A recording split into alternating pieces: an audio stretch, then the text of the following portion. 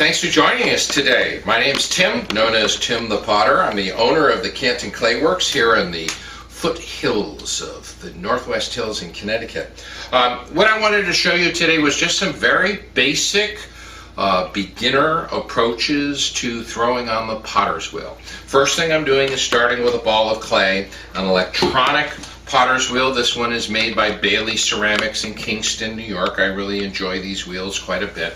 The theory when we throw in the potter's wheel is we have a motor that is controlled by a pedal down. I don't know if you can see the pedal on the floor. It's just like a sewing machine pedal. I push down with my toes to accelerate, and I push down with my heel to decelerate. That controls the centrifugal force and the revolution of the wheel. I'm using water, a white stoneware, which is a very buttery, smooth clay, and my hands. All we really are doing are creating a series of molds with our hands, highly lubricated with water and controlled the spinning and the velocity with the pedal. So that's the very basic, simple approach. The first thing I'm going to do is to take a ball of clay and I'm going to slam it onto the center of the wheel head. I'm going to smear the outside shoulder into the wheel head, and then I start with my molds, which are my hands. This is where it gets a little more complicated, because when I teach my beginner classes, I have probably 20 different molds. The first mold I call the double-headed bird. I use this to cone the clay up. That is bringing the clay up vertically into a conical form. I bring it up with the double-headed bird hand position. Notice my hand is really not moving. It's just the palm and the heel of the hand is pushing in laterally at 5 o'clock and 7 o'clock, and the clay either gets torn off the wheel head because I push too much, or the clay moves vertically. As it moves vertically, I just compress the top of that conical form with my thumbs. Voila, that's all I need to do to cone up. Now I'm going to move this clay downward, called coning down. The purpose of these hand positions is to get the clay into a position that we call centered.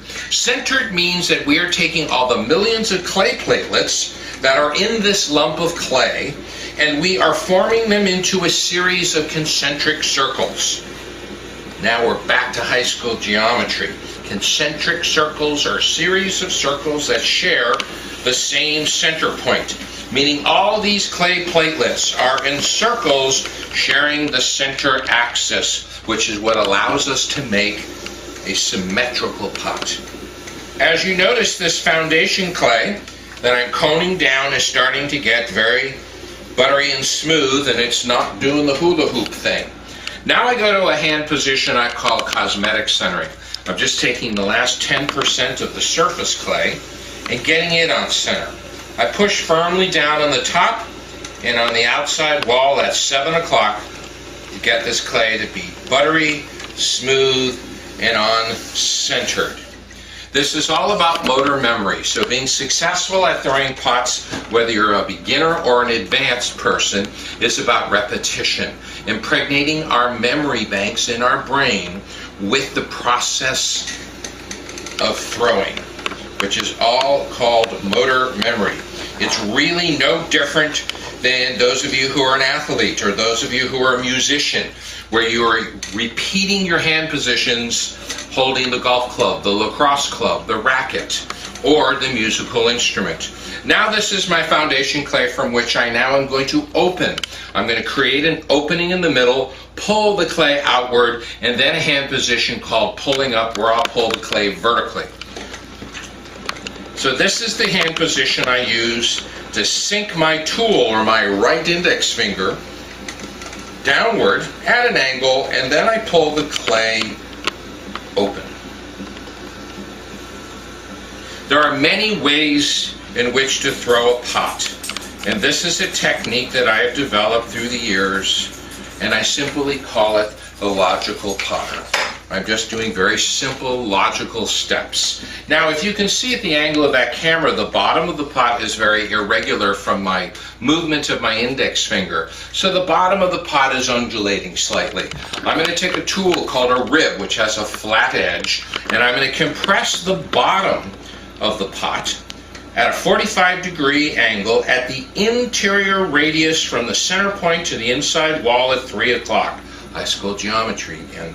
Push it down, and now it is absolutely flat, buttery smooth, and all the wet and excess clay gets trimmed off by the rib tool.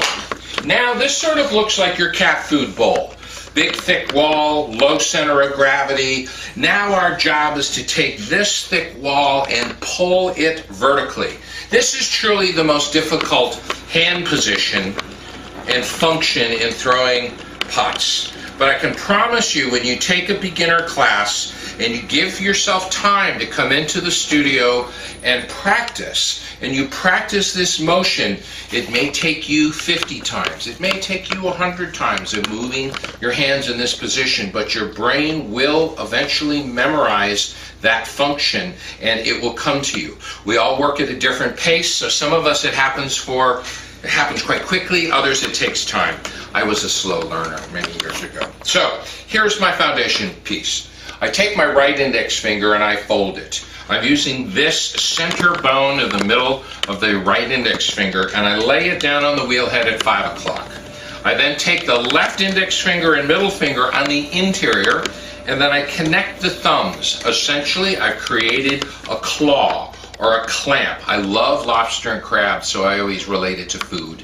I pretend this is a lobster claw with the thick part of the claw here, the thin part of the claw here, grabbing the wall, squeezing it gently, and then literally pulling my hands vertically as I gently squeeze the clay.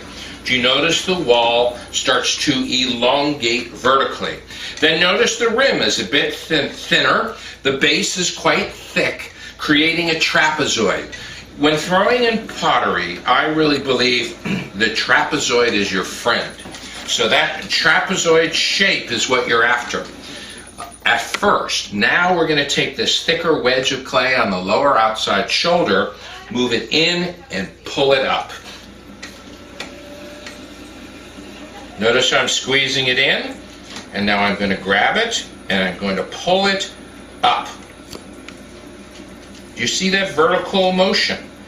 The reason this hand position is so delicate and difficult is that you need to learn as you pull vertically, you have to lighten up your pressure or taper your pressure, because the clay wall up here is much more pliable and fragile compared to the clay wall down here, which is thicker and denser.